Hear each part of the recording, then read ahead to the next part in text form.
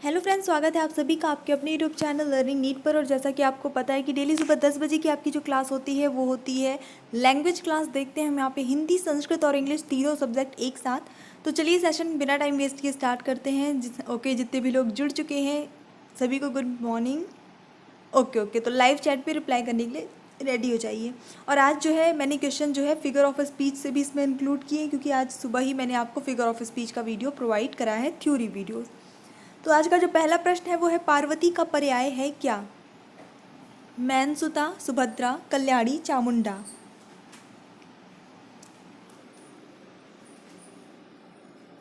चलिए देखेंगे उत्तर जो यहाँ पे सही हो जाता है वो हो जाता है आपका ऑप्शन नंबर ए, मैनसुता, बिल्कुल सही। अंबरम पद का विलोम क्या होगा? भवनम, आस्था, अवनी, सत्तह। अंबरम मतलब क्या? आसमान, आकाश। ठीक है, उसका उल्टा क्या होता है, विलोम क्या होता है? धरती। तो पृथ्वी को और क्या बोलते हैं हम? तो ऑप्शन नंबर सी बिल्कुल सही जाता है, अवनी बोलते हैं। अवनी का अर्थ होता है पृथ्वी। त्रीणि पद का क्या अर्थ है? 33, 30, 13 या 3?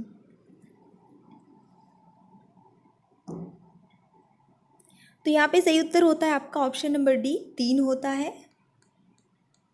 ऋतु पद में कौन सा लिंग है? स्त्रीलिंग, उभयलिंग, पुल्लिंग या फिर सभी?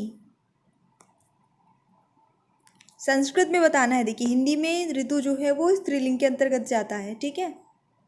संस्कृत में ये जो है पुल्लिंग के अंतर्गत आता है। तो ऑप्शन नंबर सी यहाँ पे सही होगा।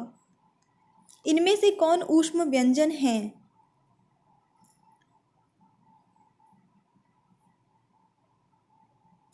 ठीक है, उत्तर देखते हैं यहाँ पे। तो ऊष्म व्यंजन आई थिंक सबको पता होगा, शकशः आपका ऊष्म व्यंजन है। ऑप्शन नंबर ए बिल्कुल सही होता है। अगला प्रश्न, अभ्यंतर प्रयत्न में क्या है?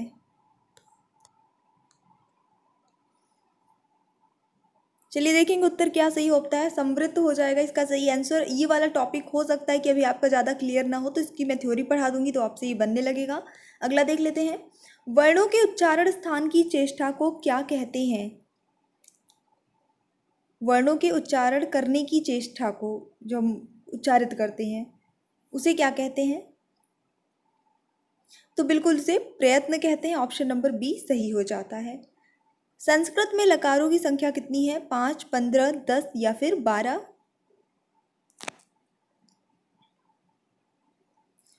कुल लकार होते हैं 10। आपके यूपी टेट के सिलेबस में है 5, जो कि सिलेबस में पूछ मतलब दिए है, यूपी टेट में लिखा है। सुपर टेट के सिलेबस में संख्या नहीं लिखी है कि कौन कौन सा लकार आएगा। तो यानी ओवरऑल में आपको जो है पढ़ के जाना है। 10 मतलब 5 मेन रूप से अच्छे से रट के जाइएगा, पूछेगा इसी में से। बाकी कभी एक ओवरव्यू देख लीजिएगा अगर पॉसिबल होगा तो। सिर्फ इतना कि ये लकार भी होता है, ये लकार कौन से काल का होता है, बस ये सारी चीज़ देख लीजिएगा। और ये मैंने पढ़ाया है अलग से 10 लकार का। लिट लकार है क्या? सामान्य भविष्यत काल, वर्तमान काल, प्रेरणा तथा आज्ञा अर्थ में या फिर भूतकाल?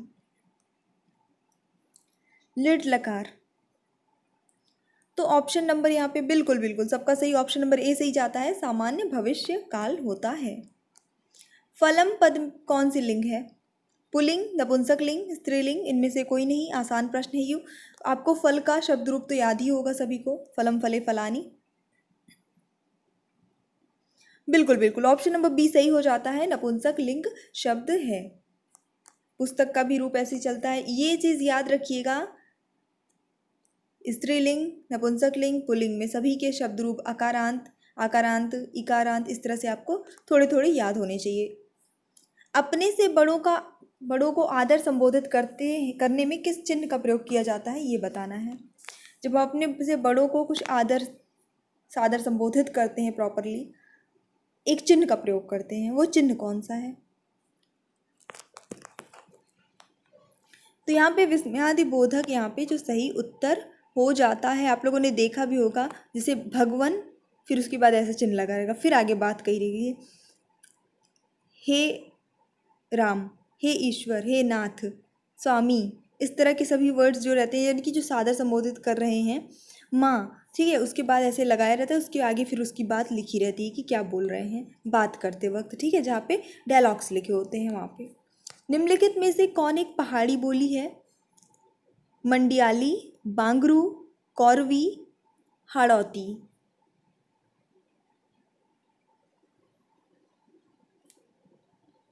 तो पहाड़ी बोली है आपका ऑप्शन नंबर ए मंडियाली, बिल्कुल सही उत्तर। समास का शाब्दिक अर्थ क्या होता है? संक्षेप, विस्तार, विग्रह या विच्छेद?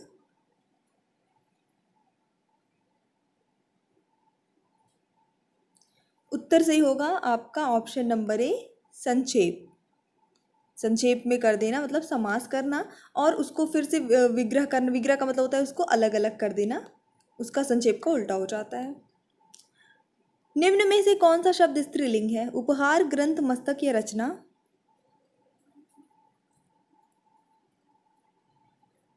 बिल्कुल, अच्छा उपहार है, बहुत बड़ा ग्रंथ है, मस्तक झुका है, रचना लिखी गई है।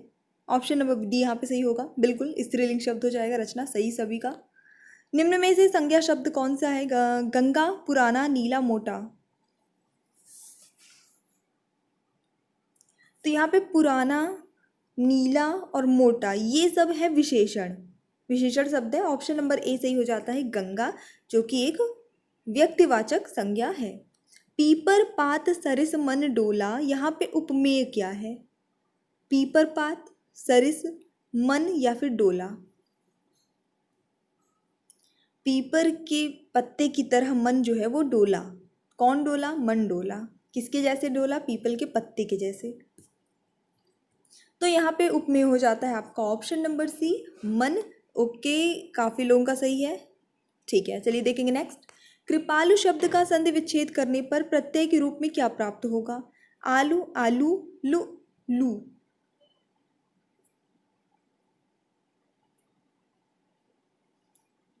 कृपा धन लू ऐसे बनेगा ना, कृपा धन लू। ऑप्शन नंबर सी जाता है। कौन सा रस नहीं है? हास्य, भयानक, व्यंग, रौद्र? इनमें से कौन एक जो है वो रस का नाम नहीं है? बिल्कुल, व्यंग रस नहीं होता है, वो हास्य में ही आ जाता है। जासूसी, तिलिस्मी आदि साहित्य में कौन सा रस होता है? शांत, वीर, भयानक, अद्भुत?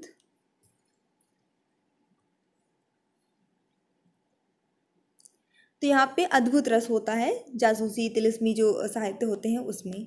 वह स्त्री जिसका पति परदेश यानी विदेश गया हो उसके लिए एक शब्द क्या होगा?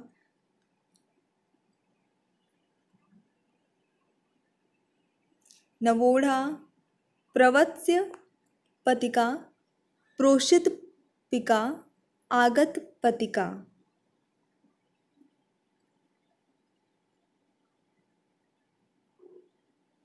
सही उत्तर होता है यहाँ पे आपका ऑप्शन नंबर सी प्रोषित पिका। अगला देखेंगे।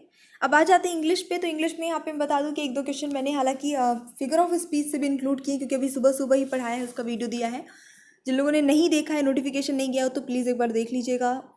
डिटेल से समझा है लगभग सभी इंपॉर्टेंट। और बाकी मैं अलग से भी आपको प्रैक्टिस प्रोवाइड कराऊंगी फिगर ऑफ स्पीच का। Change the voice of the following sentence. ये जो है पैसों में लिखा है, आपको इसे एक्टिव में चेंज करना है। Why should I be insulted by you? Why should I be insulted, तो एक चीज़ तो हमें यहाँ पे देखिए क्लियर हो रही है कि डब्ल्यू एच क्वेश्चन है, वाई लगा है, तो वाई तो हमें लगाना ही है। ठीक है, सब में लगा भी है ऑप्शन में, तो ये क्लियर है आपका। उसके बाद देखिए शुड लगा है, तो बहुत छोटी सी पहचान है, मतलब शुड लगा है। तो कभी भी जब हम एक्टिव से पैसिव में चेंज करते हैं, तो या फिर पैसिव से एक्टिव में चेंज करते हैं, कुछ भी करते हैं, तो जो इतने मॉडल्स होते हैं क्या वो चले जाते हैं? नहीं, मॉडल यूज़ होते हैं उसमें, होते हैं कि ना। जबकि यहाँ पे देखिए ना, तो ए में मॉडल लगा है शुड, ना तो इसमें शुड लगा है, ना तो इसमें शुड लगा है। तो बिना कुछ सोचे समझे आपका ऑप्शन नंबर बी सही हो जाएगा। Why should you insult me? तुम्हें मेरी इंसल्ट क्यों करनी चाहिए, है ना। चेंज करेंगे पैसों में तो हो जाएगा why should I be insulted by you. पढ़ाया वॉइस तो ये क्लियर होगा I think. She is greater than I, negative में ट्रांसफॉर्म करना है, यानी कि ये इसका सेंटेंस का अर्थ यही निकले लेकिन निगेटिव रहे, मतलब कि उसमें नहीं लग जाए। तो आई एम ग्रेटर देन सी, ये तो उल्टी बात हो जाएगी, अपोजिट ही हो जाएगा कि मैं ग्रेटर हूँ उससे, जबकि यहाँ पे बोल के वो मुझसे ग्रेटर है ना। She and I are not greater, तो यहाँ पे दोनों को ही बोला है नॉट ग्रेट, तो नॉट ग्रेट तो ये भी आपका नहीं होगा। I am not so great as she, मतलब मैं उतना महान नहीं हूँ जितनी वो है। She is not greater than I, वो मेरे मुझसे ज़्यादा महान नहीं है, बड़ी नहीं है, महान नहीं है, वट एवर। तो यहाँ पे कौन सा आ रहा है जिसमें अर्थ भी नहीं चेंज हो रहा है और निगेटिव भी आ रहा है, मतलब ऑप्शन नंबर सी वाला जो है आपका सही आ रहा है। कहने का अर्थ है कि she is greater than I, बस इसी को अगर निगेटिव में बनाते हैं कि I am not so great as she, मतलब मैं उतना महान नहीं हूँ जितनी वो है, तो सेंस भी वही आ रहा है कि वो ज़्यादा महान है, शी ज़्यादा महान है, आई नहीं। अर्थ भी वही आ रहा है और निगेटिव भी हो जा रहा है, ठीक है। तो ये होता है आपका सही answer option number C. Change the following into past perfect continuous tense. Sentence लिखा है, इसी सेंटेंस को पास्ट परफेक्ट कॉन्टिन्यूस टेंस में चेंज करना है। The boys are playing cricket.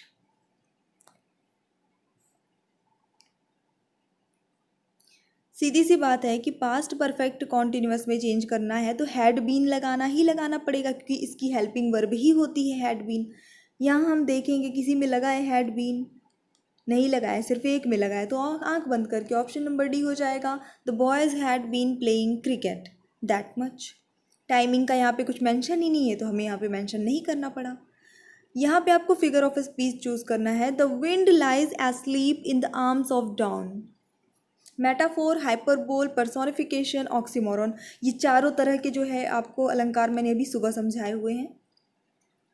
English grammar की प्लेलिस्ट में उसको ऐड कर दिया है तो वहाँ से आपको मिल जाएगा।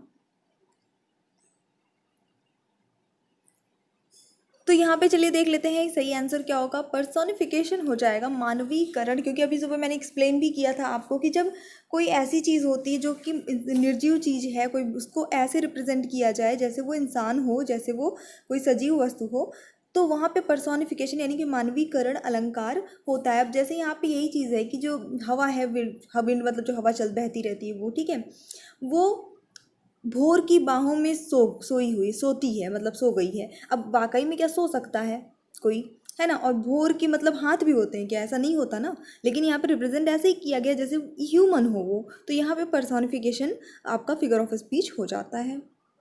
Choose the correct meaning of the following phrase. Foot the bill, इसका अर्थ क्या होता है बस ये बताना है। To tear the bill, to kick the bill, to pay और to throw the bill. Foot the bill का अर्थ होता है भुगतान करना, बिल जो है उसको पे करना, तो ऑप्शन नंबर सी यहाँ सही होता है, टू पे, बिल्कुल सही उत्तर। एक बार प्लीज़ वीडियो को सभी लोग लाइक कर दीजिए, रिक्वेस्ट है मेरी, और चैनल पे अगर आप न्यू हैं तो सब्सक्राइब करके सपोर्ट कीजिए। Choose the correct word from the words given below to complete the sentence. क्या आना चाहिए। The soldiers blank through the town, ये क्वेश्चन पहले भी मैंने बताया है। सोल्जर्स जो हैं, सिपाही जो हैं, वो जो टाउन है, टाउन मतलब होता है कस्बा, छोटा शहर जिसको हम कहते हैं कस्बे टाइप का, ठीक है, वो उसमें क्या कर रहे हैं, वॉक कर रहे हैं, मार्च कर रहे हैं, दौड़ रहे हैं, सजेस्ट कर रहे हैं। सजेस्ट किया, कर रहे नहीं है, जितने भी हैं सभी पास्ट फॉर्म में हैं। ओके, तो सोल्जर जो है वो चलते हैं, जो एक स्पेशल तरीके से कदम ताल मिला के चलते हैं, उसे मार्च कहते हैं।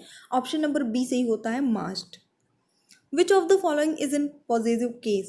I, me, you or mine? Possessive case जिसमें अधिकार जताया जाए, जैसे ये चीज़ मेरी है, ये चीज़ तुम्हारी है, ये चीज़ उनकी है। बिल्कुल ऑप्शन नंबर डी यहाँ हो जाएगा, माइन मतलब मेरा। Find out the incorrect sentence, यहाँ पे कौन सा सेंटेंस जो है वो ग्रामेटिकली गलत है। The quality of the mangoes was not good, You, he and I am good friends. The Arabian Nights is still a great favorite. Each of the scholars has done well. बहुत easy है, मतलब ये काफ़ी easy है, आप फटाफट से guess करिए। एग्ज़ाम में ऐसा नहीं रहता कि कोई बहुत ही बड़ा बहुत कठिन प्रश्न आ जाता है, आप सुपर टेट के दोनों पेपर उठा के देखिए, इंग्लिश का आती इजी चीज़ें ही हैं, बस वही है कि आपकी नज़र कहाँ पड़ती है, कैच कितना कर पाते। तो चलिए देख लेते हैं यहाँ पे जो करेक्ट आंसर है वो होता है आपका ऑप्शन नंबर बी, ये गलत है। You, he and I am good friends, यहाँ बताने की कोशिश हो रही है कि तुम, वो और मैं, हम तीनों जो हैं वो अच्छे दोस्त हैं। लेकिन जब कभी भी प्रोनाउन का ऐसे एक साथ यूज़ होता है, एक साथ देखिए यहाँ पे तीन तीन प्रोनाउन का यूज़ हुआ है, ठीक है, यू तुम्हारे लिए भी यूज़ हुआ है और उसके लिए भी यूज़ हुआ है, आई अपने लिए भी यूज़ हुआ है। तो जब ऐसी सिचुएशन आती है तो सबसे पहले हम थर्ड पर्सन को रखते हैं, सबसे पहले किसे रखते हैं, थर्ड पर्सन है जो तीसरा व्यक्ति है, तो सबसे पहले ही यहाँ पे होना चाहिए था। उसके बाद हम थर्ड पर्सन के बाद सेकेंड पर्सन को रखते हैं, यानी उसके बाद तुम, फिर यू होना चाहिए था, उसके बाद फिर जो है लास्ट में फर्स्ट पर्सन को रखते हैं, ठीक है।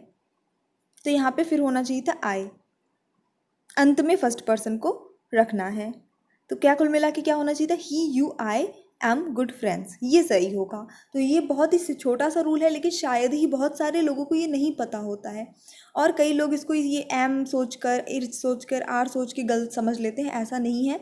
रूल ये है कि जब प्रोनाउन को साथ में यूज़ करना हो एक साथ, तो हमेशा आपको पर्सन, जरूरी नहीं कि ही हो, ही की जगह दे भी हो सकता था, ठीक है। तो ये चीज़ का ध्यान रखना है, आई की जगह वी भी हो सकता था, बट आपको पर्सन का ध्यान रखना है। थर्ड, सेकेंड, फर्स्ट, यानी कि पीछे से आगे की तरफ आना है इस ऐसी सिचुएशन में। चलिए देखेंगे next question. Find where the error is in the sentence. I am reaching school in time every day, मैं रोज़ जो है समय से विद्यालय पहुंच रहा हूँ वट एवर। कहाँ पे मिस्टेक है, कहाँ पे एरर है?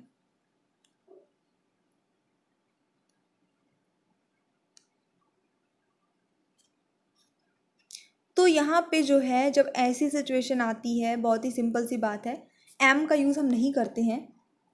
जब आप कोई भी काम रेगुलर बेस पे कर रहे हैं, डेली कर रहे हैं, ऐसी सिचुएशन पे, यानी कि वो काम जो है वो चल रहा है निरंतर, एक लंबे समय से चल रहा है और अभी भी चल रहा है, ऐसी सिचुएशन में प्रेजेंट परफेक्ट कॉन्टिन्यूअस टेंस होता है। तो प्रेजेंट परफेक्ट कॉन्टिन्यूअस टेंस की आपको हेल्पिंग वर्ब पता है, हैव बीन होती है। तो I have been reaching school in time every day. अब ऐसा हमें कैसे पता चला कि ये जो है हमें प्रेजेंट परफेक्ट कॉन्टिन्यूअस टेंस यहाँ पे लगाना है? क्योंकि पहली बात, वर्ब की आईएनजी फॉर्म लगी है, और फिर टाइम भी बताया है कि कब, किस दिन की बात हो रही है, रोज़ पहुंचते हैं कि कितने साल से पहुंचते हैं कि डेली पहुंचते हैं, ये भी मेंशन किया है। तो ऐसी सिचुएशन में तो आपका प्रेजेंट परफेक्ट कॉन्टिन्यूअस टेंस होता है, जो कि हमने टेंस में बहुत ही सरल भाषा में पढ़ रखा है थ्योरी में। जो लोग चैनल पर न्यू है, जिन्होंने थ्योरी नहीं पढ़ी है, इंग्लिश ग्रामर नाम की प्लेलिस्ट चेक करिएगा, डिस्क्रिप्शन बॉक्स में भी मिल जाएगी और कमेंट में भी एक बार देख लीजिएगा। जो टॉपिक आपका क्लियर ना हो उसके वीडियो वहाँ से। फिगर ऑफ स्पीच अगेन बताना है, सुबह वाले वीडियो की practice. And having nothing he hath all, ये चारों जो है मैंने बताया है, सुबह एक्सप्लेन किया है चारों टाइप के फिगर ऑफ स्पीच। ये इसका आंसर आपको ही देना है अपने से।